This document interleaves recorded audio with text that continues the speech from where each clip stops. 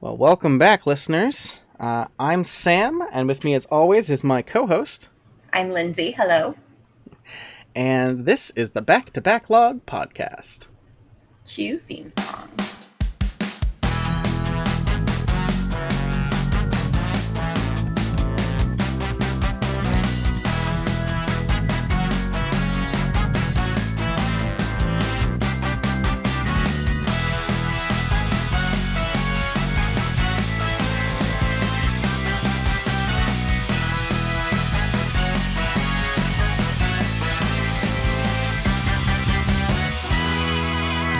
This week we're going to be talking about JRPGs, probably not in the traditional sense though. It's not going to be like a top 10 JRPGs of all time because honestly we don't have the time to play all of the ones that we haven't played. It's a time suck, but it's a genre I really love. And personally, I am notorious for starting a really long JRPG game, getting like a quarter of the way through it, and then just never playing it ever again. But I like a good story. I like a good battle system. Yeah, same. I mean, there's definitely, it takes a lot for me to get into one just because I know the investment, and there's some I've dropped, but the ones I've seen all the way through, have absolutely like changed me because of how they're very long, good stories generally. So we were trying not to be like too like strict when we define what our JRPG is. Just, I know it when I see it sort of thing.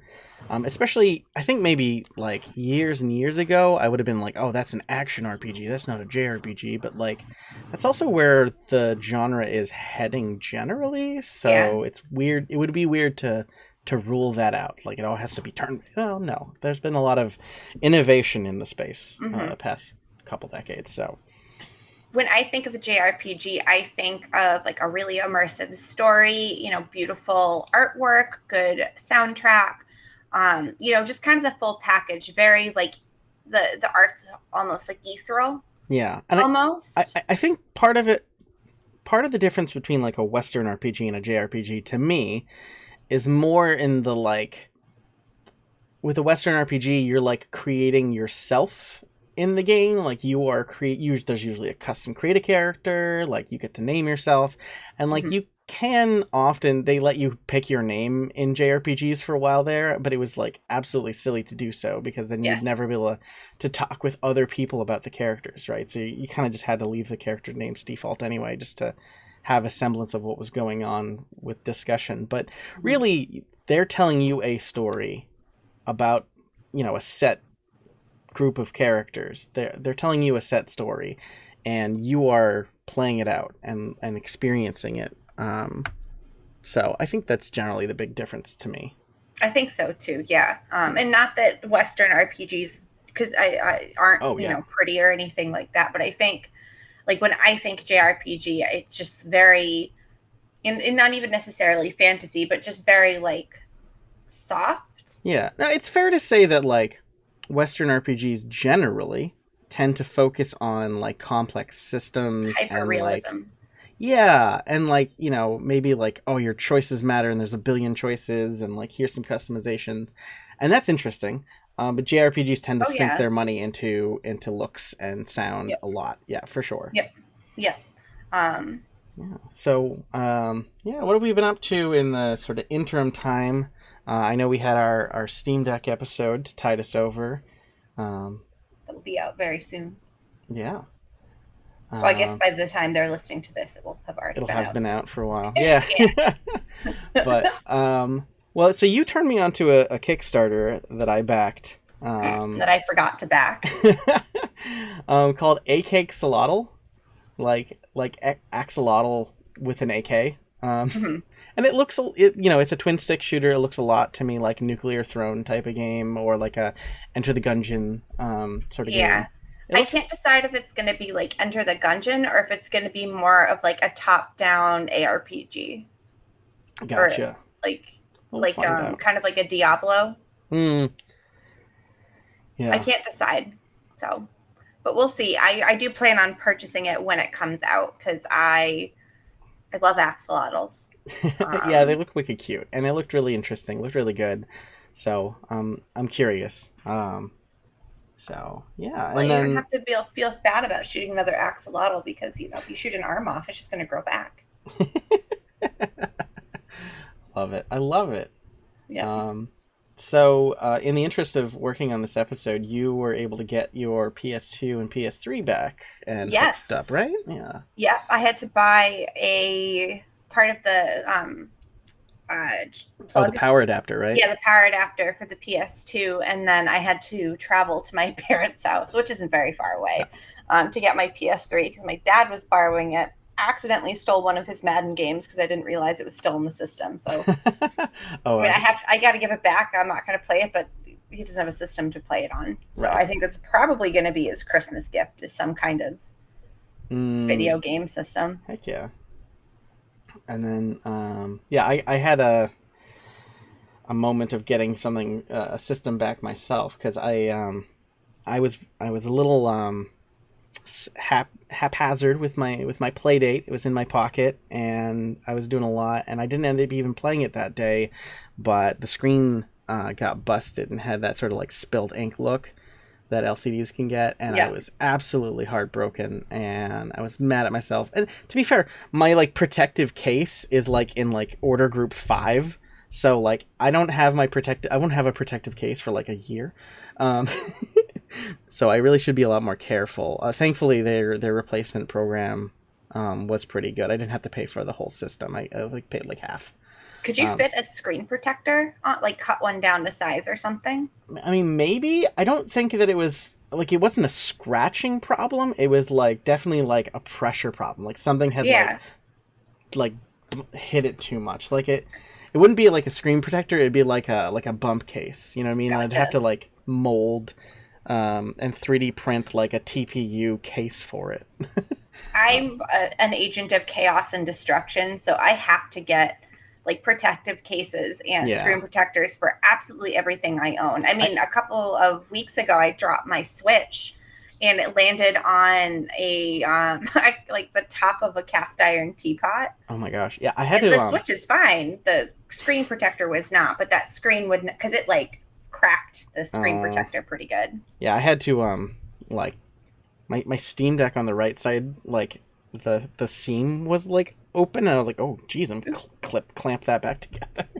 So I should be a little more careful with things because it did. They do make screen protectors for the Steam Deck, the same like the glass ones that I got from my Switch. Yeah, I think like maybe I should just get a case. I'm fine with like scratches and things. I'm very careful, like not to put keys in the same pocket as things, but drops and crushing. Maybe I need to be more careful of. I drop everything.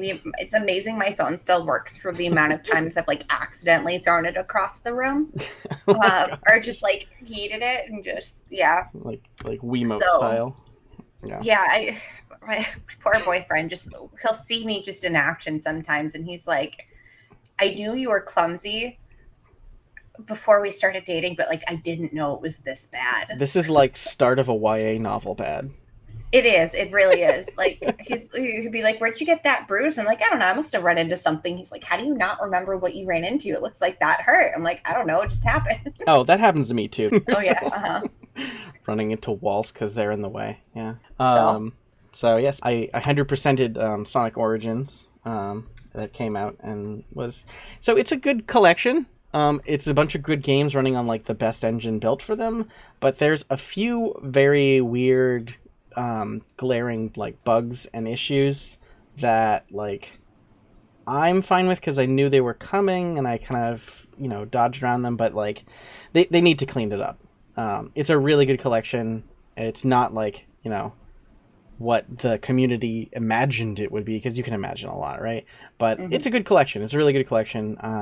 The achievements are way too easy though. Like you don't even have to get all the emeralds in any of the games. Like you don't have to get all the missions. You just do like 10 of each mission type. Like the achievements are weirdly easy. Like I don't know I've ever played a game where doing all the achievements didn't mean you actually 100%ed the game. Like it's like maybe 70%ing the game gives you every achievement. It's very weird. But yeah, so that's what I was playing. Yeah. Although for setting up my PS2 and PS3, I haven't used them too much in the interim. Mm. But I've played the Spyro remake on the Steam Deck because I actually never played the Spyro game, so that's been a lot of fun. Stardew Valley on the Steam Deck as well. And then I love a good battle royale, and I've been playing Fall Guys. I've played Fall Guys in the past, but I'm just kind of getting back into it again. So there's also, because they have like teamed up with Epic Games, there's also cross promotion for Fortnite. So I've been working on some of that. Like you play like 100 rounds and you get a bunch of stuff. So I have been going through that, and I only have like 20 more to go. So it's really addicting, and it's just so stupid. Like, it's so dumb. And I love it. It really speaks to my soul. I love it. Yeah, hey, dumb fun is fun nonetheless. And Oh yeah. sometimes the best kind of fun. Mm-hmm. Oh, that's Um, awesome. yeah. Cool. Um, but so we are going to get into the RPGs. Yeah, and I We think, both picked up or played a bunch of them oh too my in gosh. preparation for this. Yeah, and we lump these into a few, like, sort of question based categories. Mhm. So I think the first one is, what is our must play pick of JRPG? Like, Mine what? is The World Ends With You, Mm, from Square Enix. It came out, the original came out for the 3DS. I'm sorry, the original DS in 2008. And I played the first one when it came out. I don't think I ever finished it that time around though. Um, but I was just getting into video games, and I think it was probably really the like probably the first JRPG I ever played. I know, it was a modern one for the time. But it's got a really good battle system. There is a Switch remake, which is what I played it on, just because I like the larger screen. yeah. And they didn't really change all that much. Well, so I'm curious about the remake, because from what I heard when I heard people playing the game originally was that, like, there was stuff going on both screens, and you kind of had to, Yeah. like, look at the system, like, wide cross-eyed to pay attention to everything. Yeah. how how did they translate that to the Switch? Is there two screens, or did it, like, become easier to look at the I whole think it, battle? yeah, I think it's easier to look at the whole battle. The Okay. game pretty much only uses the touch screen feature. Like I can't remember, but you might be able to bring up like a menu or something with like the buttons, but like you don't control it from, um, like you don't control anything really from uh, like the pads. It's all on the touch screen. And if you're playing it docked, then it uses the Okay. motion sensitivity to track your motions. Gotcha. I think it's definitely better played handheld on the Switch. I play my Switch when it's docked at an angle, so anything with that like needs the motion tracker, it doesn't really work all that well for me because I kind of sit off to the side of the TV a little bit. But yeah, I mean, I really like the game. It's got a good battle system. I think the main character is insufferable. Uh, That'll happen. yeah, but it's interesting. It's got an interesting story, and I like the soundtrack. It's got like this really well. I mean, it takes place in I think Shibuya, so it has this like really cool like urban look to it. Nice. So it's like a Um, modern day, takes place in sort of a modern day fantasy. yeah, it's almost like an isekai because the main characters like get sucked into a game Mm-hmm. basically, but like the game, like it's not really like an alternative world. It's just like a different like Like overlay like to a their like. layer, like a layer of the real world. Yeah, yeah, it's Okay. like just a different layer of the reworld of the from at least what I understand. And then like you go through and you have to do missions, and that's how you get forward in the game. If you lose the game, the Reapers will kill you.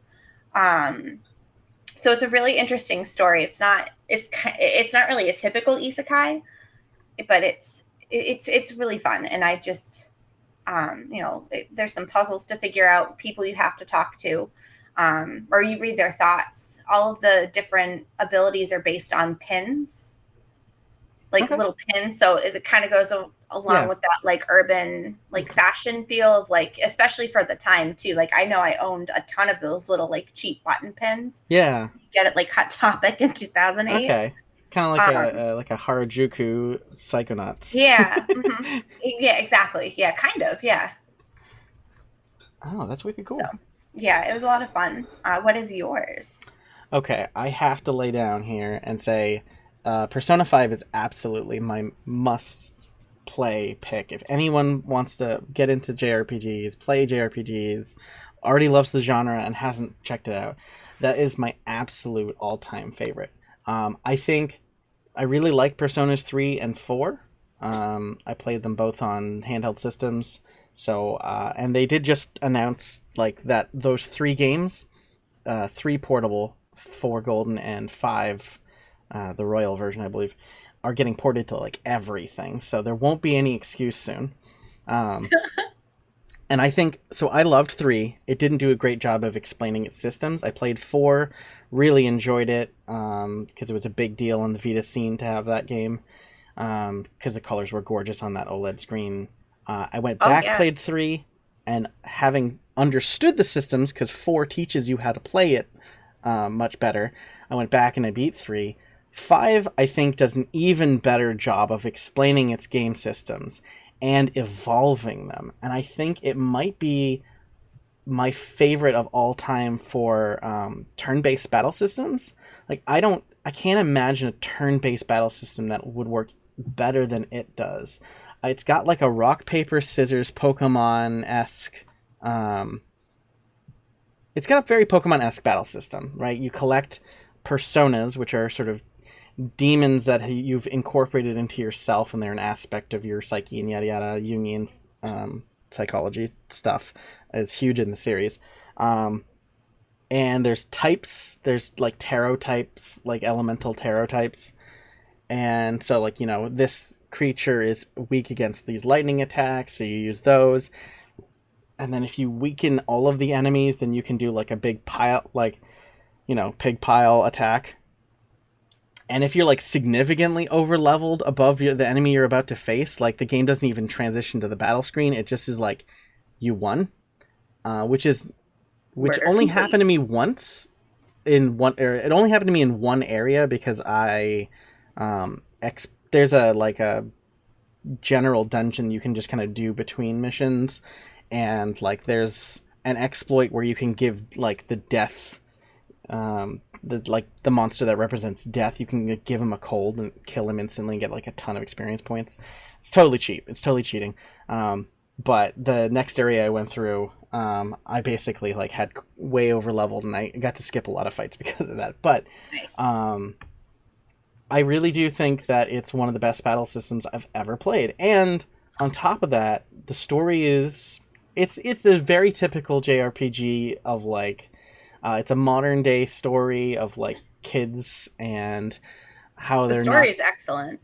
being respected by like the older generations and this and that, and eventually it comes to like destroy God type of thing. Not exactly that, but you fight an unknowable being sort of thing near the end, like a lot of RPGs. But the game is cut in half with your dungeon crawling, or in thirds, I guess. Your dungeon crawling, your visual novel type experience where you get to hang out with your friends on different days, and each of them has like a 8 to 10 part story that's just theirs. That like if you hang out with them, you get to experience one at a time, and your relationships with other people are like typified by a tarot type, which is related to the monster, like the Persona tarot type. So as you level up in the dungeon world, then it helps you with your relationships. As you level up your relationships, it helps you with the dungeon fighting.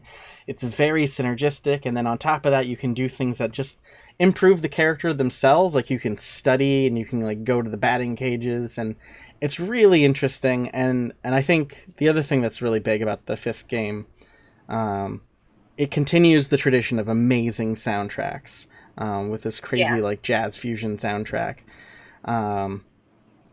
But oh my god, I totally just lost my train of thought here because it's just very good. It is, yeah. I put maybe 10 hours into it, and I think my biggest complaint with JRPG sometimes is through the innovation, the battle systems are sometimes a pain to use. And if it's like, I'll talk about one later that I went into and played and did not like the battle system. Yeah, like, I know same. it's a game that has a good story, it gets good reviews, but like, I just couldn't wrap my brain around the battle system. And like, I finally got okay at it, but like, I couldn't figure out if I was, because I kept dying, but like, it didn't punish you for dying. So I was like, maybe you're just supposed to die until you grind up. I don't know. Yeah. But Persona 5 is really intuitive, and it's the only Persona game I've ever played, so I haven't played any of the others. Yeah. But it was really easy to learn, and I really like all the characters and the split between the, like you said, the dungeon crawling and like the visual novel. Yeah. Oh, I remembered. The animation. The fifth game, they like really punched up and put a bunch of budget into the animation. Like the game is never still. Like there's always some UI that's animating in some way. You will always be able to tell the difference between a paused screen and a screenshot. Because even like the speech bubbles have like the little like speech bubble tail will like wiggle. It's gorgeous in the way that everything animates. So.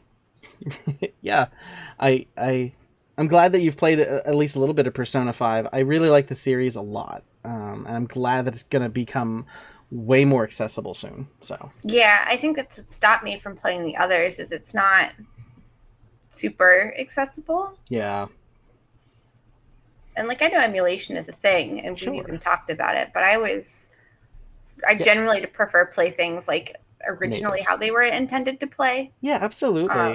My only qualm with the remakes they're gonna do is that like yes, I absolutely played the portable version of 3, but Persona 3 Portable is a PSP game, so there were concessions made. Like, and I get the reason why they're using that version of the game instead of like the PS2, like the PS2 extended edition called Fez.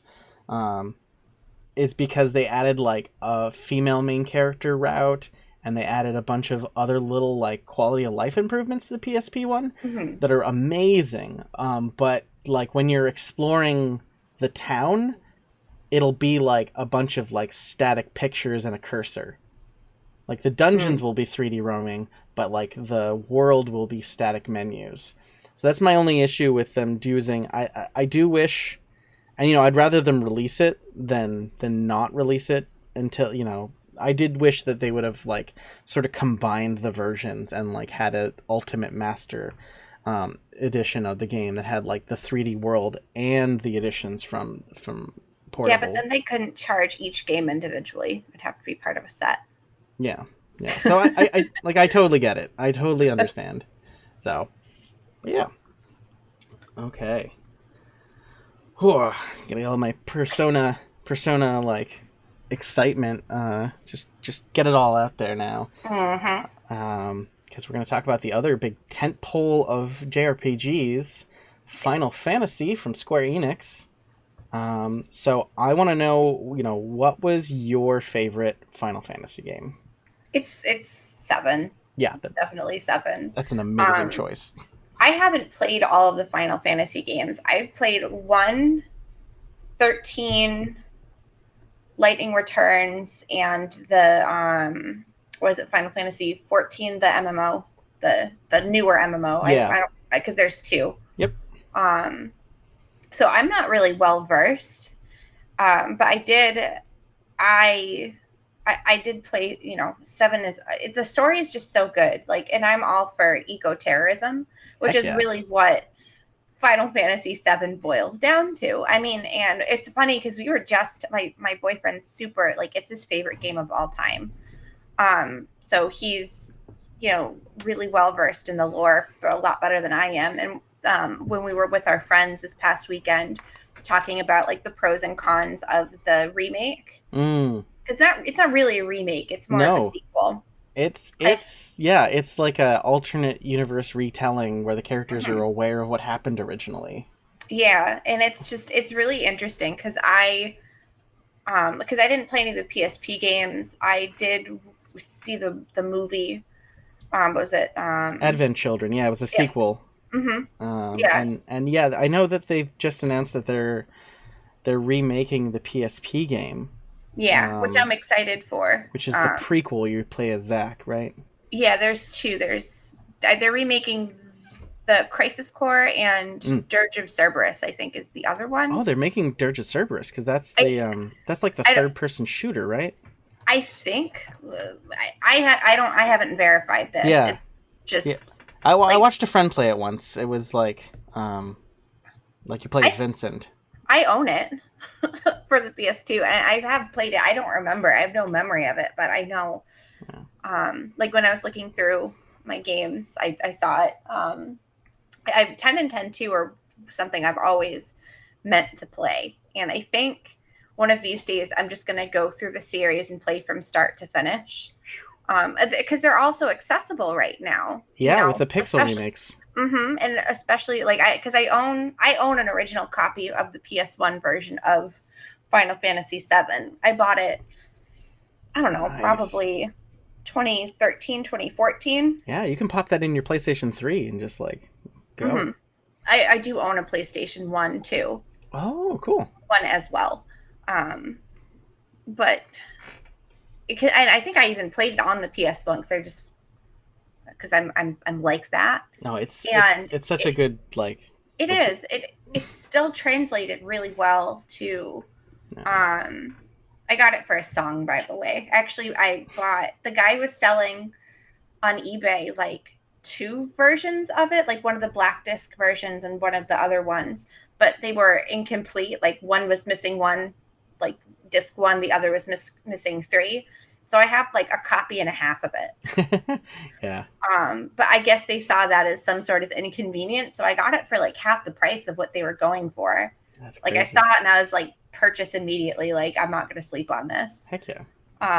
But yeah, 10 and 10-2, I own the originals because at the time it was cheaper to buy the originals than it was the remakes for the 3 or 4. Mm-hmm. And I think I've always meant to play them. I've always intended to play them, and I haven't. Yeah, same. I also have a couple copies of the remake on like PS3 and on the Vita, and yeah, I just not got around to it because I'm like afraid of the commitment because like I have played and loved Final Fantasy games, but man, did they take me a while. I've definitely more thoroughly played through the Kingdom Hearts games than I have Final Fantasy. Yeah. So, but 7 still stands the test of time. It's still a good, compelling story. Like it's still good. Nice. Yeah, I think my 2 favorites right now are for sort of the new style. I'm gonna have to say 15. I love the Broad Trip a lot. Yeah, I loved that when I haven't played it, but when I saw what the story was about, I'm like, I freaking love this. It's gorgeous. I really enjoy, like, I like the main character, the Prince Noctis. I really like his like best buddy, oh god, I'm forgetting his name, Ignis, who like he's the chef of the group. So every time you like set up camp, because you're on an actual literal road trip across the country, like you set up camp and then you just hear, I've come up with a new recipe.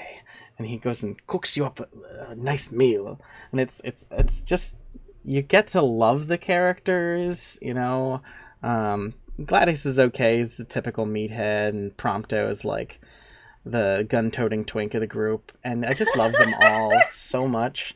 And that car, I don't know why I didn't realize like Final Fantasy with like a car would work so well, but I just really enjoyed it. Yeah. And the battle system it's a real-time action RPG battle system, and it has such flow to it. Like, you throw your sword and, like, teleport to it. So you're zipping around this battle, like, the battle, and like, battles just happen naturally in the world, right?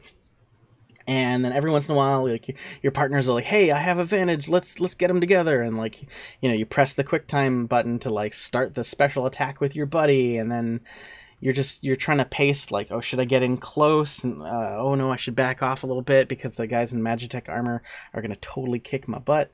And and I really like how freeform it is. Like, I remember exploring the world and coming across this giant snake that was like 20 levels higher than me, and I just remember the terror of being like, oh my god, I need to get out of dodge now, run, trying to get back to the chocobos that we had stashed by the river so that we could then chocobo our way back to the car.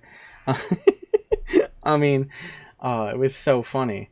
The only thing I'll say is that, like, the game doesn't have a lot of music of its own. Like, it does have plenty of music, but, like, when you're exploring the world, it's kind of silent.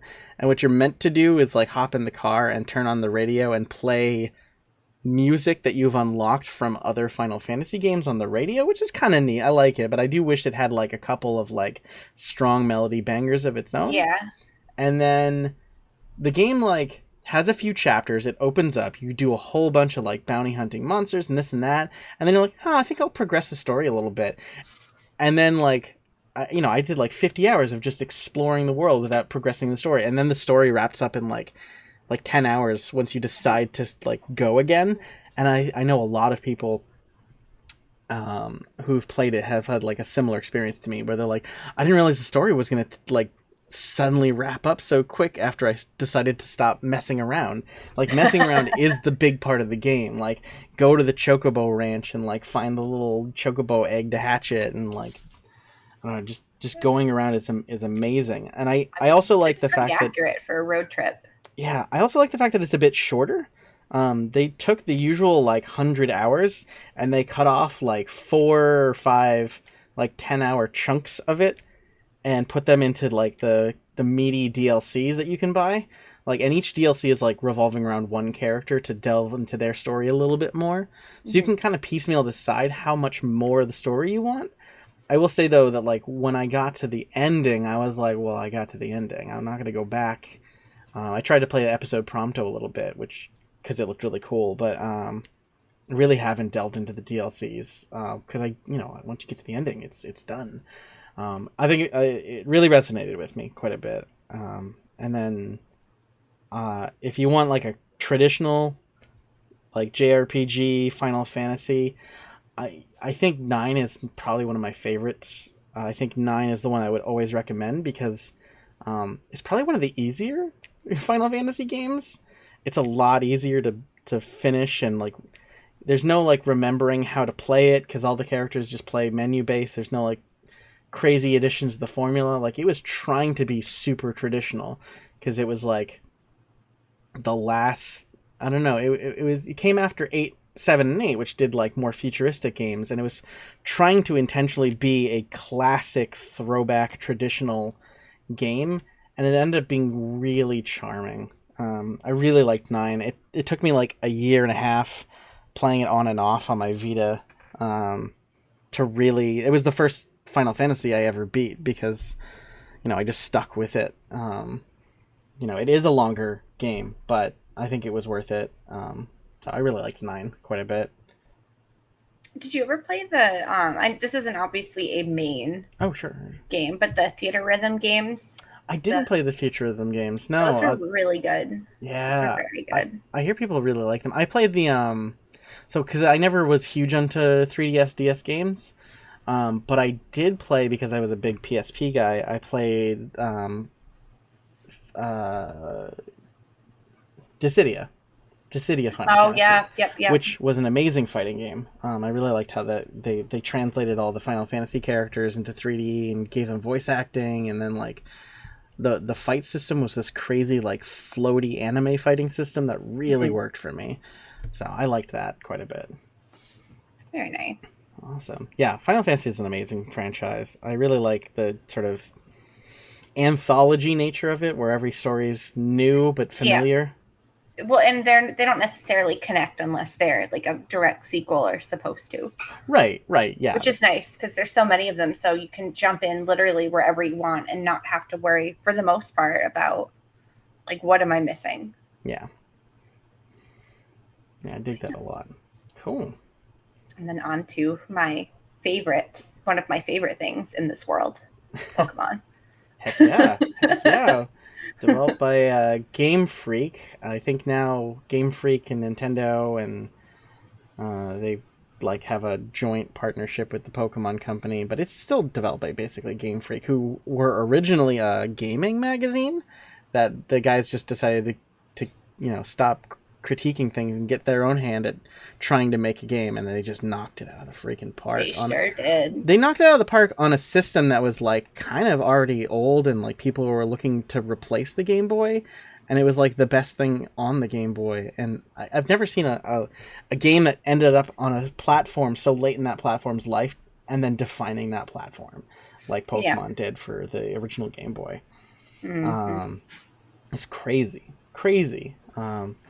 Yeah, it's funny though. People don't realize like who makes Pokemon, because I remember when Pokemon Go came out, there was like reports of people dumping money into Nintendo stock, and then waking up and realizing that like, no, they're a second party developer. It's not made directly by Nintendo guys. I mean, if that's how you choose to spend your money, I think that's the consequences of your own actions at that point. And like, Nintendo's probably not a bad. It's probably not a bad investment it's either. Probably pretty safe. Yeah, but people didn't realize, and it was kind of funny. Yeah. So which generations did you like the best? So the very first Pokemon game I ever played was Fire Red for the Game Boy Advance. And I bought it, like I had just bought myself a DS at the time, but I didn't have the money that day to buy Diamond or Pearl, which were the ones that had come out right before I bought my DS. So that was the first one. But Diamond and Pearl, whether it's the original or the remakes, like my favorite, because they were really the first that I delved into. And I mean, with the like the what was it, the fort feature and the poffins. Oh my gosh, I remember. The forts were so good. Like because it expanded upon the secret bases from 3, but it was like way more like multiplayer collaborative with the poffins and the underground. That's what they called it. So my high school friends and I were really into like Cooking Mama. So we would sit in like our like study hall, which was in the cafeteria, and play Diamond and Pearl, and we'd all just make poffins. I love it. For like the duration.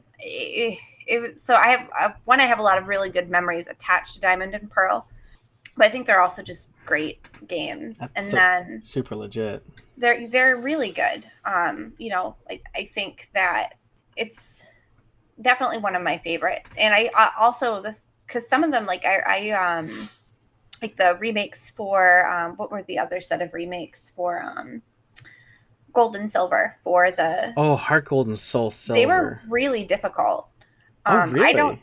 I think I remember not playing all the way through because I like hit a point where it just got difficult, and that just might have been not really knowing how to play the game at that point. Cause it was, yeah, I think when I was playing Hark, Gold and Soul Silver, like I was coming from a place of already knowing Gold and Silver like the back of my hand. Nope, I had never played them. Gotcha. Okay. But when I picked up Gold and Silver, or Heart Gold, it was, I'd only played Diamond or Pearl. I don't remember. I didn't even own both of them. I don't remember which one I owned. Sure. I'd only played that, and Fire Red were the only ones I'd ever played. So Diamond and Pearl, I think, were just really like it was fun, and I didn't have like a super hard time beating it either. Yeah. Which was nice. I want to say that Diamond Pearl 4th gen was when they had like more proper weather. Like they had like some areas with weather systems. Or I want to say that like 3rd gen had like a desert area and a snow area, but like 4th gen had like an area could have rain or not, or snow or not, like a little bit more complex. That was interesting.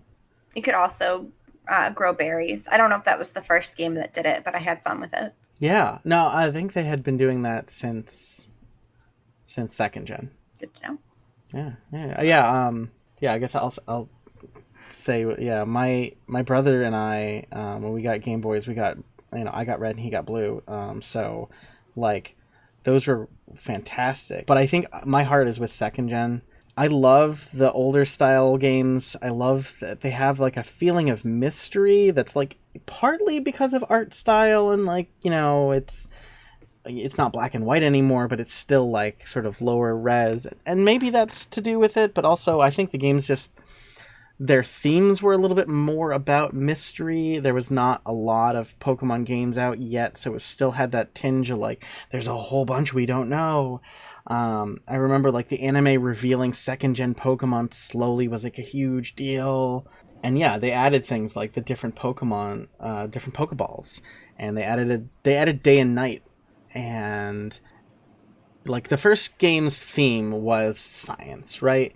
And the second game's theme was like tradition, like nature and tradition. So all of the things in there had to do with that, and I really, really dug that. I really enjoyed like raising an Umbreon, which is like my absolute like tank. I love Umbreon. Oh my gosh, I had an Umbreon in Heart Gold Soul Silver, the remakes, which I absolutely loved because like they had like the toggleable shoes, and they had the Poke Walker that was like a Pocket Pikachu, but you transferred your Pokemon in and out. And I remember I had an Umbreon that I taught Double Team, and it had so much health, and I made it so you could not hit me, and it was just my absolute defensive tank, and it was so good. So yeah, second gen means like a lot. I really like that weird, crazy mysteriousness to it. I know that like, you know, with the original games, they were still doing that sort of like ink sketchy, triangle eyes, watercolor art style that I really liked. So I think second gen's where my heart is, although I think they did a really amazing job with fifth gen. And I think part of it is because it had like this clean slate thing going on where you couldn't get any of the old Pokemon until you beat the game. And so it was just like a whole new thing. Everything was mysterious, and like everyone was learning all the new things all at once. And I think some of my favorite Pokemon are from 5th gen just because of that, because they made you use the new Pokemon. Fifth gen was what, black and white, wasn't it? 5th gen was black and white, wasn't it? Yep. And black and white too. Oh, see, I didn't love them. It's funny, we have complete opposites, because I know the one you like.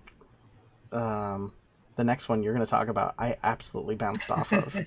I did not get into X and Y at all. I like second gym, after the second gym, I was just like, I'm aimless. I don't care anymore, and I totally bounced off. But yeah, I don't know. I really like 5th gen. I really liked the whole New York / America theme. I thought the villains and story were a bit much. It was one of those things where like the villains had like totally a good point, and then but they're hypocritical, so it doesn't matter what their viewpoints were. I hate when they do that with villains, where they give them like a totally good point, but they're hypocritical, so we can ignore their good points. And you know, it introduced things like triple battles and rotation battles, which I don't know, anything more than double battles is a bit much for me. But yeah, I don't know. I liked a lot of the Pokemon that they introduced in that. Like Chandler is my did fave. That's one of my favorites too. But yeah, I mean, X and Y was the first. It was the first game that I bought it with my 3DS. Nice. And I really liked the new art style. I liked that you could customize your character. And all the outfits were so cute. It was the first game that had all 3D models for battles instead of sprites, right? Yeah. Yeah. That was a big step. And it's just, I'm pretty notorious for playing mostly through a game and then not finishing it. I had no problem finishing X. I think I had Y. I don't remember. It was one of the X and Y was the last gen that I only bought one game for, because after that I had like more disposable income, and I would always buy both games. Yeah. See, I always try to get the games with some, like having a friend play it at the same time as me, because I grew up with my brother playing it at the same time as me. Yeah, I didn't have that. The only time I think I didn't do that was with 4th gen. I got Diamond. I got Platinum. The sort of the 3-make. Yeah. I don't know. Maybe one of these days I should pick up Black and White 2. I always felt it was weird that there was just like, instead of a third version, there was just like a complete sequel. I don't know why I didn't like that idea, because I did like those games a lot. I should have been ecstatic about a sequel. But I am kind of happy that they moved away from like, you know, they're doing like DLCs now instead of like a whole third game. I wasn't sold on it at first, and I'm like, okay, like, I guess this makes more sense, especially in the modern market. Yeah, I also think it's a Um, lot less money grabbing because like a lot of people finished the Pokemon games and then they like, oh, here's the special edition director's cut version, and yeah, then you've got to buy this game that's like 80% the game you already just played. yeah. I Versus for the DLCs are less than the cost of like a normal $60 game. I don't remember what they are. I want to say they're like $30 or $40, Yeah, I but think you still get a good amount of content. this is one of the few cases where DLC is like actually more consumer Appropriate. friendly. Yeah, I agree. I also liked Sun and Moon, which got trash reviews, but I loved it. Hmm. I thought it was very like the game was adorable. It did something a little bit different because you weren't fighting the gyms. You were fighting, I forgot what they named the equivalents, but like Yeah, I was like, I don't remember who you fought, but it wasn't like the league wasn't there. well, Um, so it was very different, and I liked it. Plus, it was very cute, nice. and they got that ridiculous like um Pokemon. Like I just loved how stupid the Pokemon that came out were. Like that one that looked like a lay. Like Yeah. it's so dumb, but I love it. Yeah, well, that's when they started doing variants too of like Hmm. Pokemon but they're a little bit different, like the Executor with like the crazy neck, Yeah. Oh my god, I love them. or like the like snowy Vulpix. Oh my god, Yeah, I it's have so to build good. a bear of that Vulpix. It's a And it's gorgeous. so Yeah, cute. I do like the sort of the variations because it allows them to not have to like make 100 new things every Yeah. time. Because Well, and the variations are good too. yeah. So yeah, no, Well, I they're usually like. good. I will say I think that the sort of the British top hat wheezing is a bit silly for me. Oh my. Well, I see. I love it because when I think like smog, I think like Victorian London. Oh yeah, 100%. So like I laughed so I hard when love I the saw idea. that. Yeah, it is I absolutely just silly. I cackled. But yeah, I mean I think I've played at this point every game from Diamond and Pearl. I love the direction the franchise is going in because if we get more like the Arceus game, like if we get more of that, that's like so out of left field, so good. Nice. Um, Yeah, I will say I like really respect the series, but I feel like I've just completely bounced off it. And I'm okay with that. Like I want other people to enjoy the heck out of it because it is a good franchise. Like mhm. I'm so excited for everyone else. I don't know why. I've What was bounced the off it. last one you played? It might have been X and Y, honestly.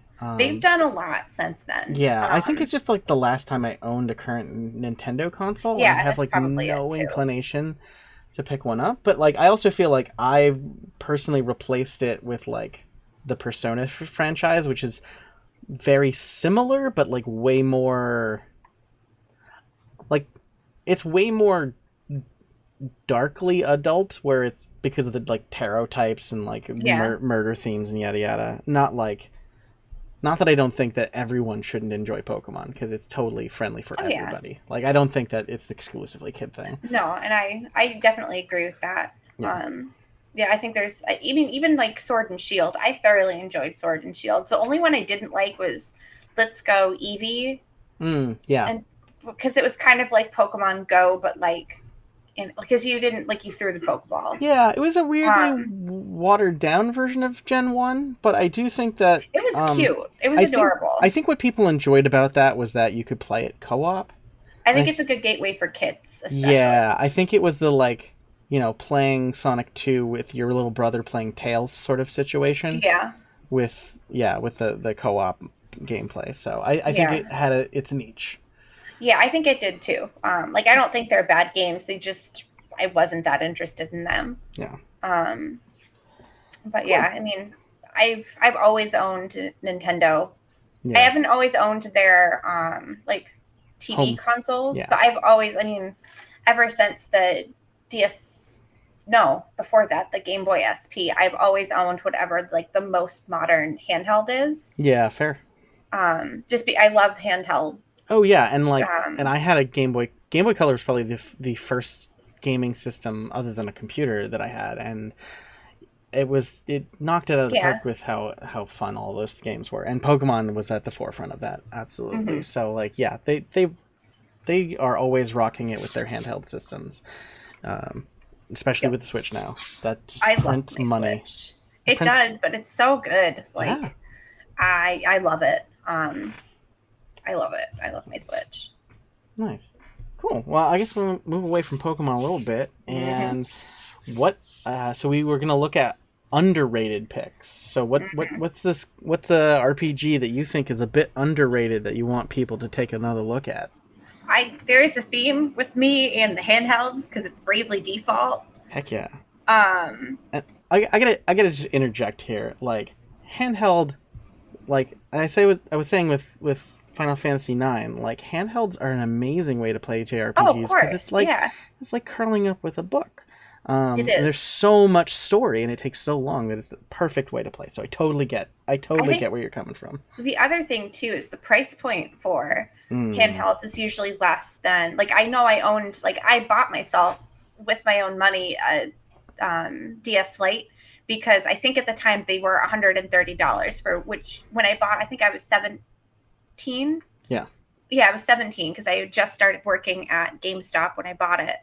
And with the hours I worked, I could save the money up relatively easily to get one.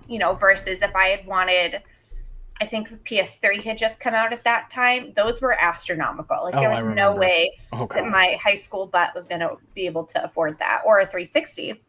So the price point for handhelds, I think, is a lot easier to afford for Yeah. people.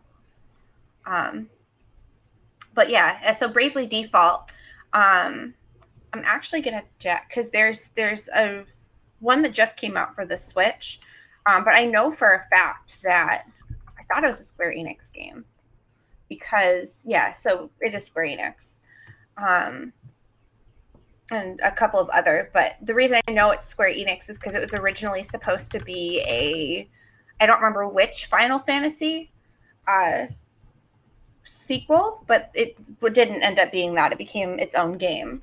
So it still retains elements of Final Fantasy. Like the battle system is straight out of Final Fantasy, and a lot of the like the bosses or not the bosses, the like little enemies that you fight are Final Fantasy bosses. Hmm.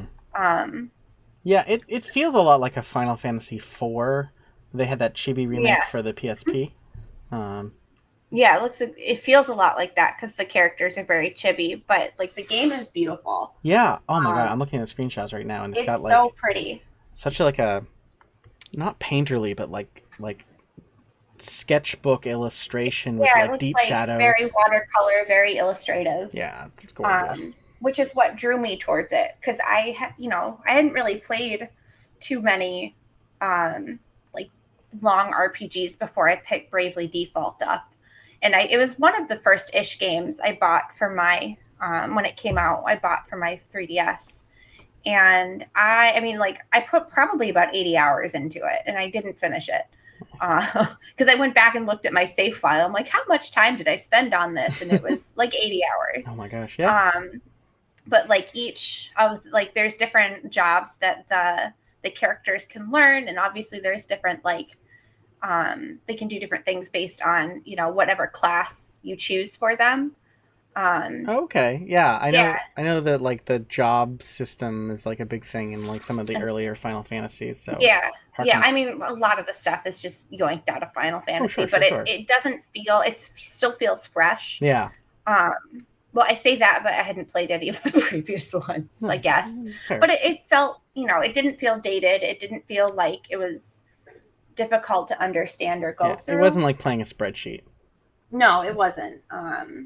Yeah, and it's beautiful. The story was really good. The characters were great. Cool. I thoroughly enjoyed it. I haven't played the sequel. I did buy it when it came out, but it is sitting. I even bought the collector's edition. It's still sitting in the box with my pile of like collectors Nice. games. But I'll probably dig that up. I might go back and replay Mm. Bravely Default just to finish it. Just because I'm at a point where I can't go back because I don't remember what I was doing. or what, like I tried to, like I stopped right before one of the last bosses, I think. Because I looked to see how far I was, and I'm almost done with it, but it's one of like the final bosses, and I accidentally like took out my whole team with a move. Oh, yeah. Honestly, I've been there where like you're on the final boss. That's where I was with the first time I played Persona 3. I got to the final boss and was not ready, and I just gave up and had to replay it. Yeah. Was Yeah, I think it would be a different experience for me now because I've played a lot more. I take that back. Bravely Default is not the first game like that I've played now that I think about it. At that point in 2012-ish when it came out, that's a lie now that I think about it. But it's still, it was definitely one of the first ones I put that amount of time into. Nice. Highly recommend. Beautiful, great, and I just love it. Cool. What's yours? Yeah, I mean, I've gushed I've gushed about a part of this game. Back when we had our LCD episode, I was gushing about the VMU mini game that was part of this. But this is the main game here, Skies of Arcadia. It was released in 2000 for the Dreamcast, and there was a GameCube remake later on called Skies of Arcadia Legends. And the game just surprised me about how much fun it was. It's like your steampunky sky pirates like flying around this like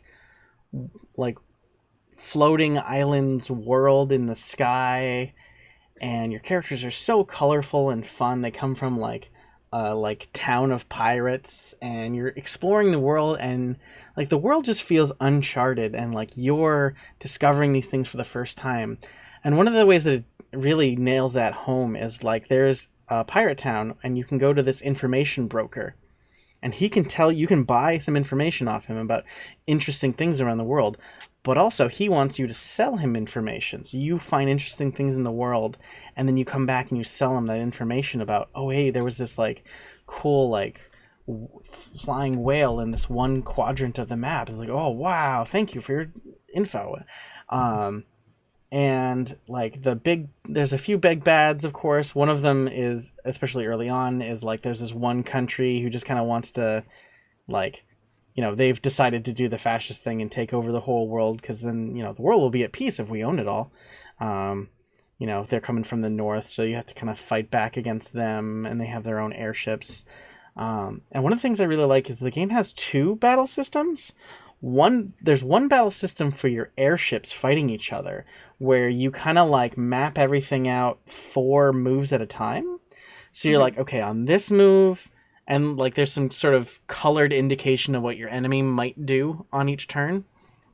And you say, okay, this character in my crew is going to, like, is going to fire this gun. This character is going to, like, heal the ship. This character is going to charge up so that the next character can use this other move. And then, boom, it executes, and you can watch the ships, like, do the cinematic camera thing where, like, they'd move, then you do, then they do, then you do. And it's really interesting, like, strategy stuff. And then there's the sort of regular battle system where it's just like your character's on foot and they're running around. And they've all got their own sort of like active time battle, like waiting for their turn bar. And yeah, they can sort of like be like, oh, hey, I'm gonna like charge up so that later on I can use this extra powerful move. It took me a while to realize what was going on. Like, I was failing a lot of early fights because I didn't understand what was happening in the battle system. But once it clicked, oh my gosh, it's really, like, about, like, using your party's, like, motivation resources to figure out who does what when. I don't know, overall, it's just this wonderful piratey exploration game. It's got this deep story about, like, the ancient world was full of war, and all the bad guys are trying to unearth these like horrible war weapons from the ancient past. And it's the typical wonderful like stone golems with like rock and paint circuit board kind of look. You know what I mean?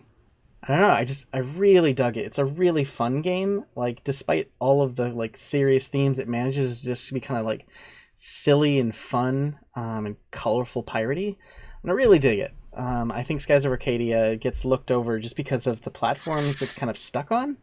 Yeah. And I think it's one of the best RPGs I've played in a long time. So It's definitely one I've been interested, but I've never owned. I own a Sega system. I should see what it is. I don't think it's a Dreamcast. I think it was the one before, whatever came before the Dreamcast. the one that came before the Saturn? Dreamcast was the Saturn, and that one's Yeah. a bit rare to own. So I'd be curious if that's the one you own. That was cartridge based, right? No, the Saturn was their first disc based system. The one that was popular was not the Saturn. The one that was popular in the cartridge based was the Genesis. I might be a Genesis. Yeah. I don't know. I can take a look after Yeah, we're fair done. enough. I mean, It has to be the Genesis because it's cartridge. I know it's not cartridges. I think if you're going to play it on original hardware, the Dreamcast is where it's at because of the whole VMU minigame.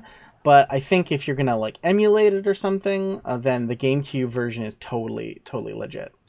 I didn't know it came out for GameCube. Yeah, that was the sort of the remake, Skies of Arcadia Legends. So, maybe that'll be a good Steam Deck game or something. But yeah. I mean, I do have the ability to play GameCube games because I have my Wii. Oh, right. Yeah, I always... Yeah, hey, fair enough. The Wii is a good way to play GameCube games. It is. Yeah, so I might have to system. check out Bravely Default. I've kind of slept on it, generally. It's really... I think it would probably translate well to being emulated. I don't think it really used, like, the... Yeah, well, if it was the DS and not the 3DS, then I probably should be able to play it. It was definitely the 3DS. Oh, okay. So I don't have a 3DS, so I won't be able to original hardware it. Got it. All right. Well, so we both kind of try to dig out things from our backlog, and man, that was an undertaking. Like, it's taken us, listeners, like a month. A month to prep for this episode. And, it's going to be a little bit of a longer episode, but I hope you expected that with a JRPG episode. But, what did you dig out of your backlog? So I played, I'll go with the one that I enjoyed the least first. It was the Xenoblade Chronicles. I played the remake for the 3DS. I think I would like it a lot more if I played it on the original. I think it originally came out for Wii. Yeah, I think so. I think you're right. But it didn't translate well to the 3DS. It was the first like new 3DS game, so it really utilizes that like teeny little nub at the top. Like it's like that like little like mouse that they put on their like laptop keyboards. It is. It's exactly what it is, and it just. I also had a really hard time understanding the battle system. Like, I kept dying, and I couldn't figure out if it was because I was doing something wrong or if that's just how the game was. Yeah. Because I got to a point where there was, like, a bunch of little enemies, and I was able to kill those, but then a big baddie came around the corner, and there's no way to, like, separate myself from them, so I would just get, like, murdered by the big baddie while I was trying to... But I would still level up. So I don't know. Did the 3DS version include any voice acting? Wonderful question. I think so. Oh, you had it on mute, probably. Gotcha. Most likely. Yeah, I know that one of the things people liked about at least the Wii version was that like the voice cast, because it kind of like got passed over by several publishers. It ended up getting like localized by a British company, I think. So like or at least the voice cast was all like British. Yeah. Which is unique. I don't remember if it did, to be perfectly honest. Yeah, it might have. Gotcha. It's funny. I think I can't think of any other high-profile games that get localized with a British voice cast, except I know that Final Fantasy 16 is going to end up with a British voice cast because Square Enix is worried that Americans will be upset if they hear like American voices in a medieval setting. Because, we tend to associate, like, the past with British accents. So, it's legit. It's a choice. I guess, but, like, the modern British accent is not. Yeah, I know. Like, I get it. Like, that's silly. It is. Like, I mean, the modern British accent is about as accurate as, like, an American accent would be. Yeah. You might as well stick with, like a Southie Boston accent. Yeah, right. That would be hilarious. I would play that game. I would play that game so hard. Southern accent. Park my chocobo. Anyway. Yeah, I think I need to play on original. Like, and I just think I did look at getting it, but it's expensive. Yeah. That is definitely one of those games I wish I had bought when I got a discount on games. Yeah. But the other part of that too is like if you wait to purchase them, like they're just going to go up in price. So I don't know. Yep. Yeah. I haven't decided if it's worth it or not. Yeah. I guess I'll speaking of going up in price, and a lot of the times, yeah, it just happens with JRPGs because they don't make a lot of them. It's a niche audience, and people who play them love them, so they just are valued really high. Yeah. I finally played Panzer Dragoon Saga. I've been talking about it for eons. A lot of it because it's one of the most expensive games. So the thing with Panzer Dragoon Saga is that it was probably one of the last Saturn games ever made. It came out like the same year that the Dreamcast came out in Japan. So it was kind of like the swan song of the system. So like they did not make a lot of copies. They kind of like set that game up for failure, but it is so good that it's very beloved. So obviously that's how the price got to where it is. Yeah. I will say, so Panzer Dragoon, so 3 of the games are rail shooters, and this is the 3rd entry, and it is an RPG. And how this happened was people played the first game, which has a remake, and it was good, but it was short. It had this gorgeous, like, Mobius comic artist inspired world where you're flying around a dragon shooting stuff. People said, I want more of this. I want to know about this world. So they made the second game, which is also a rail shooter, at the same time they were working on this RPG. So they gave people like a shooter sequel and an RPG sequel. And they used like the same game engine. It's very interesting. You can see it when you play it. Like this RPG has like a rail shooter engine. So like when you're out and about exploring the world, you don't like walk up to somebody and hit A. Like you move your like targeting reticule over something, and if it's far away, it's like an observing comment, and if it's near you, it'll say near on the reticle, and then you're like, oh, then you talk to the person. And it kind of felt like the old point and click like mouth versus eyeball verb system, which was neat, and the game, like, it has 4 discs, and each disc has like half an hour of like gorgeous CGI cinematics. And one of the things I really like about it that's really unique in the JRPG space is it's not very anime. It is definitely more inspired. It's got a more realistic art style. It is inspired by, right, as I said, the French comic artist Mobius. It's not a very anime-looking JRPG, which is so unique. Most JRPGs, you think, oh, it's gonna have a bunch of anime people. It's gonna have your waifus and this and that, and then shonen protagonist. No, it's got like this regular dopey-looking kid who's got this cool adventurer getup. He unearths this like ancient woman from this old ancient civilization of a bunch of stone stuff with stone circuit board, that really cool look, but she's not like unreasonably weirdly like hot or whatever. She's just like a person with an interesting backstory, and like it's really cool. It gives me like Nausicaa vibes. It gives me a little bit of Laputa vibes. And these are all things that are also somewhat inspired by the comic artist Mobius, with the whole like desert world, post-apocalyptic, people flying in these crazy like stone airships, which is the coolest, weirdest thing. The whole series has this amazing aesthetic. But the one thing that stands out about the RPG is that the battle system is so freaking unique. I've never played a game, especially a JRPG, with a battle system like this. So you're flying around, right? And you've got like 3 active time battles, like bars that charge up. And depending on how many bars have charged up, you can do different things. Like you can do a regular attack with 1 bar, but you can do like a magic special attack with 2 bars. Or if all 3 of your bars charge up, there's some even more powerful later ones.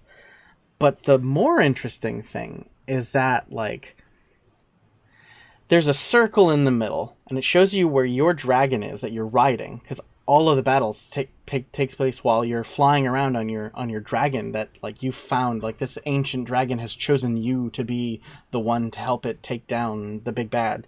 And there's 4 quadrants that you can be in the circle, and it shows you in, like, red if you're in an area where the enemy can hurt you a lot, and it's green if the enemy can't hurt you at all, and then, like, there's like a no color neutral, and you can kind of move around as one of your actions, and you're constantly having to, like, circle around the enemy and, like, maneuver out of the way, and the enemies are trying to, like, move around you to put you in the danger zone, and, like, you have to keep an eye on the screen because, like, certain areas the enemy, there'll be a little thing that says, like, weak, and then the enemies are weak to you.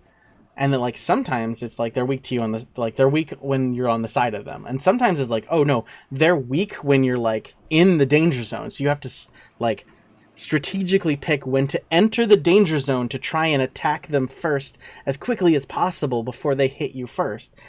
And, like, so many of the battles are like a crazy interesting puzzle. Like, there's these pair of enemies, or they have these little, like, spinning, like, jump rope type things on them. And if you fire at them, it'll, like, the bullet will ricochet in the direction that their, like, jump ropey thing is going. And so if you fire at them, the wrong one, it'll shoot it back at you. And if you fire at the right one, it'll shoot it at its partner or whatever. And there's just so many really just amazing little battle scenarios where there was just really super, like, very natural strategy and positioning in a way I hadn't seen outside of, because there's, like, a lot of JRPGs where you just, like, you're running around in a like a arena, right? Yep. Or a hallway if it's Final Fantasy 13. Yeah. Long hallway. But this one, it was like, because every character is flying, right? They don't have, like, an arena, because there's, like, the scenery whips past you constantly because you're just in motion, and the camera's super cinematic. And I don't know, I was like, oh, this is an interesting game at first, but, like, I heard people, like, really pump it up, and I was like, this isn't quite as good as people were pumping it up to be. But as I played it, and as I watched the cinematics, which were just, like, they're a bit dated by today's standards, but they were really impressive by, like, late 90s standards. And they were on CDs, not DVDs, too. I don't know.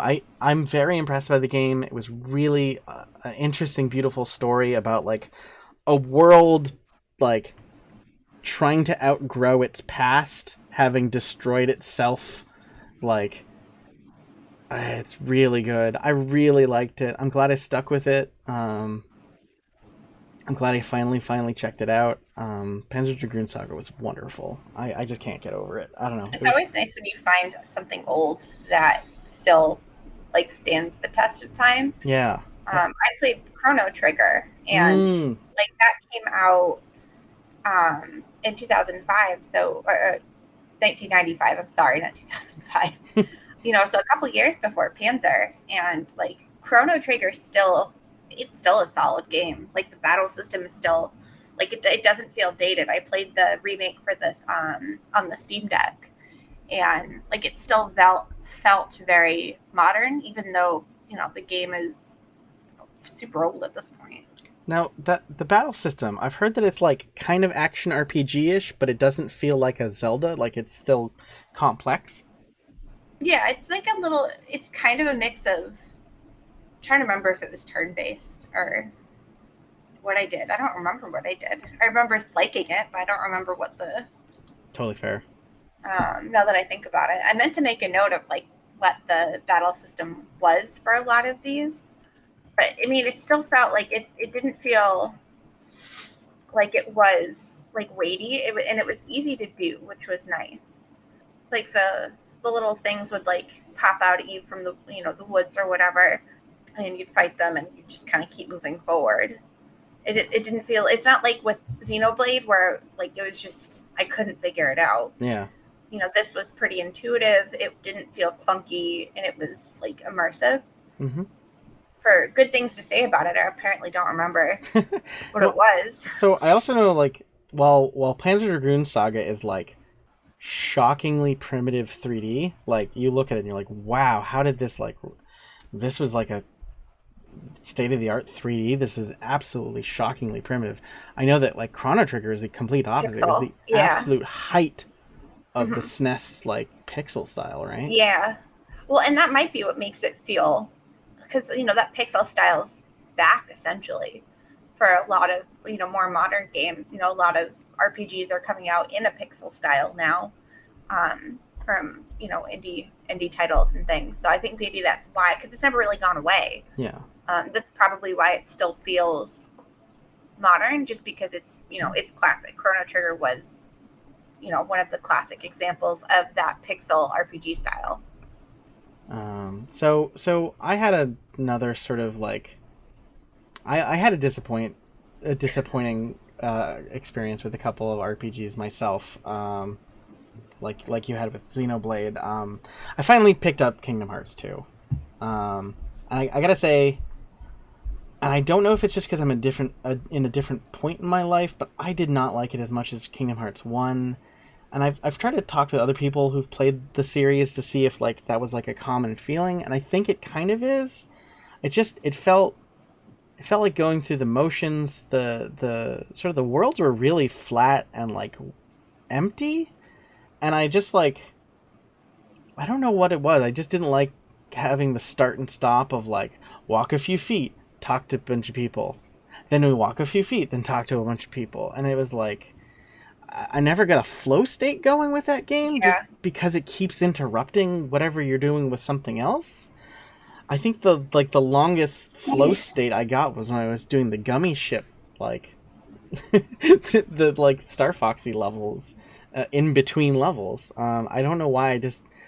I did like some of the worlds, obviously, like the Pirates of the Caribbean and the Nightmare Before Christmas, but I didn't really get much further than those two, just because I don't know. I've watched those Disney movies, and it didn't feel like, I don't know what it was. It just did not grab me, and I wasn't enjoying myself. So I definitely had to, like, and the battle system I think got like shallower. Like I just kept hitting X until it told me to hit triangle. And if I got stuck on one part where you're supposed to escort Minnie Mouse. It's like, why does she keep dying? And it's like, oh, you just didn't hit triangle in the right way. It's like, oh okay. I gotta do this annoying. And hit triangle instead of that and hit triangle. So, and I know there are people who like totally are into this game and like, oh my god, the battle system's way more complex if you play it on super duper hard mode and know everything. But I don't want to get to that point. I don't know. I will never play. I'm an easy mode person. Like I play them to relax. Yeah. Like I don't. And I guess the other game that I kind of, it's not that I disliked it, but I'm kind of done with it, is I played Magic Knight Rayearth, which is it's a Sega Saturn RPG. It's like really gorgeous 2D art with like some 3D elements in it. Like it's really, really gorgeous. And it's a retelling of the first arc of the manga anime by Clamp. And it was one of the first Saturn games in Japan, and it took them so long to translate it. It was one of the last Saturn games in the US. I think it might be the last one. And it was good. It was really cute. I think it's really good for kids. I think it'd be an interesting introduction. It was an interesting introduction to that franchise, to that story. Had a lot of really cool like cinematics and this and that, but it's an action RPG. So you go around like just swinging at things. It's a little more Zelda-like than some of the other games. It was really good, but I also just like, it wasn't crazy compelling, and I was just like, I just put it down because I'm like, I'm good. I've had a taster, and I liked what I tasted, but I don't think I want the whole meal, sort of thing. So that's where I left off with that one. Yeah, my last one was positive. I played Tales of Vesperia, and it's not the first Tales of game I've ever played, because I've also played Symphonia and Zestiria. And like I they're love these ridiculous names. Vesperia, Zisteria, Bristeria. Like, But I hear the people love these games, so they're very good. They're very good. The trolls are good. The story's good, and they're just really pretty too. I didn't play a ton of Vesperia. I played maybe like 2 hours worth. Um, my only complaint about it was some of the perspectives were weird. Like I had to look up a video because I got stuck in a house because I'm like, how did I get out? Like, how do I get out of here? yeah, I've been there. And like you just had to walk forward, but there was no indication that like there was anything like in front of you to interact with. But yeah, so there were a couple points where I had to like look up the next thing because I just couldn't like all I had to do was walk forward. Yeah. But like I'm checking all the other doors, like the window that I came through. So I'm like, I'm curious. Are the Tales of, because I really haven't seen the Tales of games in a long, long time. Are they more like medieval or like sort of like the golden age of piracy or like Victorian or future? Like what kind like of... very typical like high fantasy kind of. Okay, gotcha. Like think like medieval thatched roofs, but like probably with slightly more technology. Okay, cool. You know, like yeah, I'd say that's probably gotcha. So how far did you get? I didn't get super far because some of those 2 hours were spent wondering what the heck I needed to do next. Right. But I think once I figure it out, like it'll be fine, and I'm just going to continue on playing it.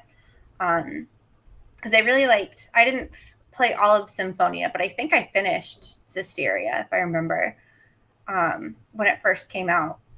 And like they, they're enjoyable games, good story. I like the characters. At least Zisteria too had its own anime, so it kind of had a crossover. It wasn't a crossover; it was just an anime adaptation. Sure, but still, that's really cool. Yeah, so those I definitely recommend. Nice. They're just like they're good games. They're fun. They're not super difficult. The battle system did take a little bit of getting used to because it was,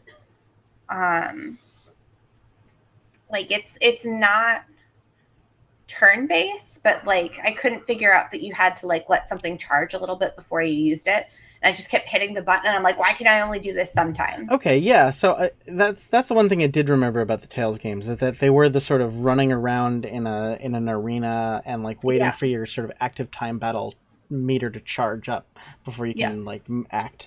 Cool. Yeah, you can always do like a quick attack. Oh, gotcha. Okay. And the blocking is sometimes a little bit delayed, I think, but it's not that bad. Like it's not enough where it'll kill you every time or anything. Cool. Nice. It's not. I can't figure this out like Xenoblade. Cool. So we have a miscellaneous category of things that we like couldn't fit into somewhere else, but we absolutely need to talk about. Eternal Sonata. Oh my god. Oh, and I never beat Eternal Sonata, and I didn't either. No. But I loved what I played of it. I think I got to like, I don't know. I got to the point where we're on like a pirate ship in the Arctic or something. It was like 60 hours in, and I think I had like a fourth to go, and I was like, oh man, and then I stopped. I put my PS3 away or something. Like yeah. Well, and this is the game that made me want to get my PS3 back for my dad, because when we were talking about this episode, you brought it up. I totally forgot about this game. Yeah. I had it for 360, but my 360 is non-functional. It is a paperweight. And so I pay, it's not that expensive. So I picked it up for PS3. I was surprised at how cheap it was. Yeah, it's interesting. So it's a game about like Friedrich Chopin gets isekai'd into a fantasy world, and it was around the time of Chopin's like 200th or some anniversary of his life or death, and I remember that like a couple games came out that celebrated Chopin's life. I think that like the game Catherine came out around the same time and featured a bunch of Chopin songs in it. I don't know if it was quite related, but it was definitely at the same time. But this game, like, it stars Chopin. Like, you are cool. Him in, like, his like I'm dying coma, and he Yeah. goes into a fantasy world, and all the characters have like very musical names. It's this beautiful. I love the art style. I love how the battle system has like your moves changed based on whether you are in the light or in the shadows in the battlefield. That was super cool. Yeah, I don't know. I really liked all the characters and all their moves, and Yeah. another like running around in a arena and waiting for things to charge up. But that little extra addition of like the light and shadow, changing. Oh, and plus the music kind of made it okay. Oh my god, yeah. Like I'm a huge classical music fan, Mhm. so I really enjoy all of that, like the classical music aspects of that game. It's really cool, and I don't think that there's anything before or after it that's been quite like it. Yeah. So let's see. What else about other than Eternal Sonata? Okay, well I'm gonna let you go first because I think I'm gonna end up getting a little bit too into my need to mention pick. So Fire Emblem. I've played Fates and the other one for the 3DS. The name is escaping me. It's one of those franchises I've always intended to play more of. And I got really into Fates, but I'm not very good at the strategy piece. Like I prefer when I can just go in and smack things with a sword versus like, okay, like move this person. Like I've never been good at chess or checkers. Yeah, so this game is like this game is like a grid, and you have to move your characters around the grid. Yeah. Yep. Yep. Yeah, which I don't mind sometimes, but like the harder levels are definitely a challenge for me, and I just sometimes don't care enough to finish them. Gotcha. But I have also heard that one of the interesting things is that characters can die, and I think they've changed that recently where like it's an option. But I know that was a big thing where like characters can like die forever, and like the new ones are like no, it's just like that's an optional hard mode now. That's good. I mean, and Fire Emblem Fates had a really cool, like the story was good. Like I really liked the main character. I really liked the art style and the character, like all the way the characters looked. Like it was really cool. And you could get like there was 2 versions of the game depending on which faction you wanted to be in. Yep. Because like the whole story is the main character was like kidnapped essentially from like one faction but raised by the other, but she doesn't know she's adopted, and then she finds out she's adopted, and it all kind of like like you can choose to like stay with your adopted family or go explore like who your parents are. That's cool. So it was really cool. Yeah, I really enjoyed it. I really want to play some of the other ones in more depth. So, but they're an undertaking. Yeah, and now I know, like most JRPGs, right, you have a small party or like a cast of 8 that you can like put in a party of 4 or whatever. But this one's more of like it's an ensemble cast, right? In all of these. I think the only time you really need to, I think so, because the only time you really need to have, I don't remember if you add specific people to your party or if you just have access to everybody when you fight. Like I know like there's like a little base area where like you can get your friendship status up with people in your party, but I don't remember if they all come with you or if you have to choose who to take. Because it's been a couple of years since I've played it. Gotcha. Cool. Yeah, I've heard a lot of people recommend Fire Emblem series, and especially when the new one came out for the Switch, it was like a humongous deal. Yeah. Oh, that's wicked cool for people. I played Fire Emblem Warriors too, which is like the Dynasty Warriors. Yeah, like the Musa type game. Yeah. Yeah, and that was fun. I mean, but I like that type of game. Like I played the Pirate Warriors, which is like the One Piece version. I think the only one I've played that was like that was the Persona 5 sequel. Yeah, there's one for Legend of Zelda too. Yeah, Hyrule Warriors. Yep. I haven't played that one. I've never actually played a Dynasty Warriors game. I've only ever played the like other various warrior games. That's cool. Mm-hmm. Yeah. So yeah. your next pick I played a little bit of too. Yeah. So this one's like just crazy near and dear to my heart. Is the .hack franchise. There is a lot to get into. I could totally make a whole hour and a half episode on its own about these, and I will totally try and restrain myself. In general, at least the stuff that came out in the West translated to English, it's a multimedia, like transmedia franchise where they like released books and mangas and anime and games all at the same time, and they're all meant to tell different like angles and sides of the stories. And they had basically 2 generations of doing that. So the original generation, you might have seen like on Toonami, there was .hack Sign was the anime, and it was sort of a prequel that leads up to the events of the 4 .hack original .hack games. And then later on, they made more manga and anime afterwards, and then they did a second generation called .hack GU.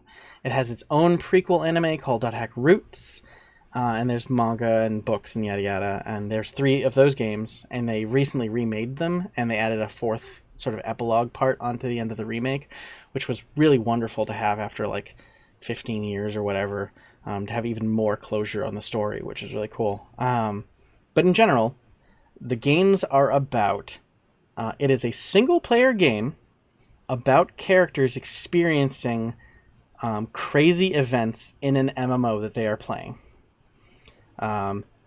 Their friends are, unable to log out or going into comas in the real world from playing this game. There's some crazy bugs going on, and these characters are trying to figure out how to save their friends who've gone into comas, and everyone in the game has like a total love for this one MMO game. Sort of the backstory of the world is that like, at some point it's sort of a near future thing where some virus like wiped out all computer systems and the whole world had to rebuild from scratch. So there's this like one ultimate OS that runs everything, literally called Ultimate OS. And there's like the company who makes the OS like made this wonderful, most popular MMO in the world, literally called The World. The MMO is called The World, which does not get confusing. I mean, this is the hardest to Google RPG franchise ever, because like you like, oh, how do I Google .hack? Do I write the literal period hack? Do I write .hack one word? Do I write .space hack? They all give you different results. And then like, yeah, The World. So, I'll give it that. But it is. I was trying to figure out, like, Google it and trying to figure out, even just searching it in the Steam. Oh my was gosh. a pain. I listened to a band called All, and it's like about as frustrating to like try and find. Oh my gosh. Like, I will say one of the things that's really great about .hack is that it has a wonderfully interesting introspective story. It was sort of an isekai template before isekais like became, before that turned, maybe even before that. Yeah, before it was like before it was like a genre on its own. It was co-developed with a bunch of anime veterans, including people who like originally wrote for Ghost in the Shell, and you can totally tell because it's super cyberpunky in its own way. That makes a lot of sense. Yeah. Okay. Yeah, and it's a franchise that you can delve in as much as you want to or not, but there's just because it was a transmedia project on purpose, there is a ton of different things that you can delve into, and honestly, I think the best way to get into it is to watch the anime .hack Quantum, which is like, it came out like only a few years ago. It was like way after everything else. The games wise, I think the .hack GU games are more playable than any of the other games. I think they're the most polished version of it. I do love the original quadrilogy. That 4th game got real expensive. And I think it deserves a remake so that it's as accessible, like how the .hack GU games are now really accessible, because they're on Steam and your digital stores and whatever. Like, they're not beholden to how many discs they printed. Yeah. And so yeah, and one wonderful things I really like about the games is that like you enter the game and you're on a computer desktop and like you check your email and like you have conversations with your friends and like, hey dude, I was just doing this and I had homework and this and that, and like you have real conversations and you can reply to your friends and like carry on these conversation chains, and they're like, hey, you want to go play the game? I'll meet you at like this server and we're going to go to that keyword area in the game, and like, oh awesome, and then you go to the applicate like the icon for the MMO in like in your fake computer, you go into the MMO and then you're there and you hang out with your friends, and it's really cool. And so lately I've finally been playing .hack Link, which is a sort of a PSP game that has like a sort of time travel element to it, so you replay all of the previous like stories, all of the, so like your character's revisiting moments from every piece of media in the franchise before it. I will say .hack Link, you know, I had to get an English patch for it because it only came out in Japan, because they weren't going to localize that much text. It's a really good visual novel for those who have already delved super deep with some mediocre RPG-ish, you know, mediocre RPG gameplay. Link is not the strong one in the series, and a lot of it's just because it was on the PSP. There's only so much memory, there's only so much 3D world they can show you. There was no right analog stick to control the camera with. Like, it's showing its age a little, but even then, it still has its little flourishes. Like, when I check my email in it, I have to rotate the console sideways so that it looks like a phone to check my email, which is just, like, really fun. And it's nice that I'm getting to experience and like play a game where I can like hang out with and dungeon crawl with characters that were like only in the book or only in a manga. And that's the thing that's nice about that particular game. And I'm excited to play through this because I've always meant to. And I know that the storyline in the fighting game brings up the main character from Link. And .hack Link is a far more of a classical isekai now, because like the main character doesn't play a game, he gets like his body gets teleported into the game, and they've hinted at some explanation for why that it's a thing, but that's far more like a new isekai type of thing, and I thought the character was going to be like this unlikable shonen thing, and he's turned out to be a lot more like chill, so I'm enjoying it. But yeah, I definitely think the .hack franchise is just, I don't know. I did a lot of fan art. I did like RP forums with people. Nice. Like I made a like 40-hour RPG Maker fan game. Nice. Like I have it bad for this franchise. This is one of my favorite franchises of all time. It's definitely one I'm interested in playing more of, because I did pick up the Steam remake because it was on sale last week. And then I played probably about 45 minutes of the first one on PS2. Yeah, it's funny because I know that like the franchise can be really confusing for outsiders because like they reuse character designs a lot in the guise of like, yeah, this is an MMO. They just picked the same character build, like that sort of type of thing. So there's a lot of different versions of the franchise that like you wouldn't know that the characters were completely different based on the fact they look the complete same. they do that a lot. It's funny, but you know. So yeah, I'm glad you've picked it up. I'm very happy that you have access to GU and at least the first of the original quadrilogy, because like I don't know, it's a really cool franchise and there's like a lot to dig in if you like it. Like there's so much, gets crazy deep, and like the original 4 games, they came with a game disc and an anime disc. So there's a 4-part anime that goes along, and the 4-part anime shows what happens with a bunch of people investigating these events in the real world, and then you play the game and you're seeing what people are doing investigating the game, the events in the game, which was really cool. Pretty cool. And with GU, they didn't put it on a separate DVD, but they have like a whole internet. Like you don't just go to your email, you go to like the internet and read news. You go to like their version of like YouTube and you watch a YouTube series, which kind of replaces the replaces the DVD anime, and like Yeah, there's it's like pretty cool. a DeviantArt analog, and like there's like game forums to talk to people about and find new areas in the world. Like they recreated a mini internet. It's mind blowing. I really like it. Anyway, so yeah, I had to talk about it. Absolutely, It's definitely a good one. It's one I've been looking at and thinking about playing for years. So, I mean, and I think the nice part about this episode too is actually diving into some things I've always been like, I'll play this eventually. yeah. Like I've been looking at Chrono Trigger for, a decade at this point, just haven't played it. So yeah. Cool. Yeah, I guess our last category is things that we still kind of There's always more. haven't played yet. Yep.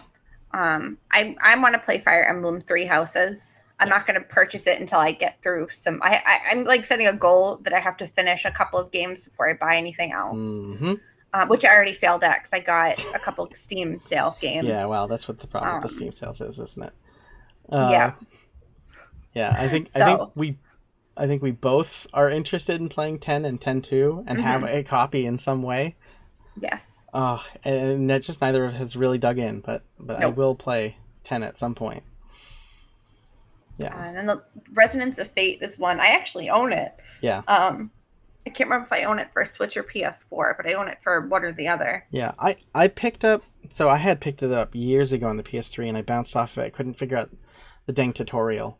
I got stuck, and I had other things that I wanted to do, so I just gave up. And then lately, because we were going to do the RPG episode, I was like, I'm going to give it another shot, because it, obviously it's like, I'm big into steampunk, it's very steampunky, so I'll check this RPG out. I picked up the Steam version, because there's like a 4K Steam version, right? And I played a little bit of it, a little bit more. I got further, I learned more of the battle system, I got past more of the tutorials. It's a really complicated game. There's a lot going on, and like not just like the battle system with the guns are complicated, but like yeah, I don't think I'm gonna enjoy it, but I want to give it a shot anyway. Yeah, there's like a whole like unlocking the map. Like there's like a hex grid map, and you have to like unlock it, and like there's a lot of systems. There are a lot of systems, and I think that it could be really rewarding, but I don't know if I'm gonna, after bouncing off of it twice, I'm not sure if I'm gonna try it again. Yeah, I think one of the other series I've always wanted to get into is the Etrian series. Oh, yeah. That's also made by Atlas, who makes Persona. Yeah. Yeah, so I think I'm more... I know I'm going to like those. I think I own a couple for the 3DS. Nice. Yeah, I know. Digitally. I know there was a Persona spin-off series, Persona Q and Q2, that, like, they play like Etrian Odyssey. And so they were like 3DS games, and they like... I remember that. Yeah. Yep. And I had never played a Persona game, so I think I ended up trading it in because I was so terribly confused. Yeah, and also like... Well, so I regret it. Part of it is like, it's also kind of for people who are already fans of the franchise, because like it mashes like the Persona 3 and Persona 4 like cast together, and then the second game throws in the Persona 5 cast, so it's like it's definitely for people who are already fans. And I hadn't played it, but they came out with a 3DS for that game that is beautiful. It looks like a little spell book. Oh, and the first game came with half the tarot deck, and I think the second game came with the other half the tarot deck. Yeah, I think I have half the tarot deck somewhere because I got like the collector's edition. Gorgeous tarot deck.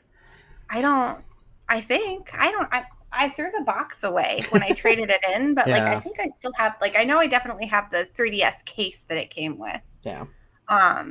But yeah, I mean, like that was probably one of the best looking 3DSs that they released. So cool. I think that's it. I think we're out of RPGs to talk about. I think that is it for now. Which is, it's already a lot. It was already a lot.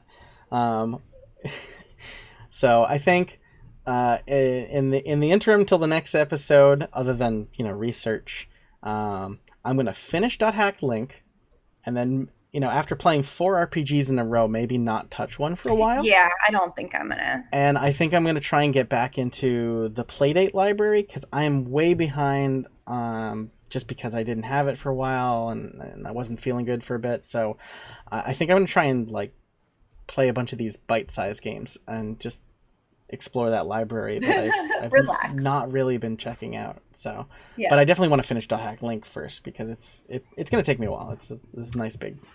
What are you going to be playing? I think I'm either going to finish up Tales of Vesperia or The World Ends With You. And then I picked up Doom Eternal last week. Nice. By last week, I mean like 2 days ago. Rip and tear. Yeah, I love the Doom. I played a lot of the Painkiller games too. Just the kind of like cool. Go through and shoot. Absolutely. I mean, Painkiller is like a discount version of Doom. But I like them a lot. So nice. I'm excited to play it. That's cool. I dig it. Yep.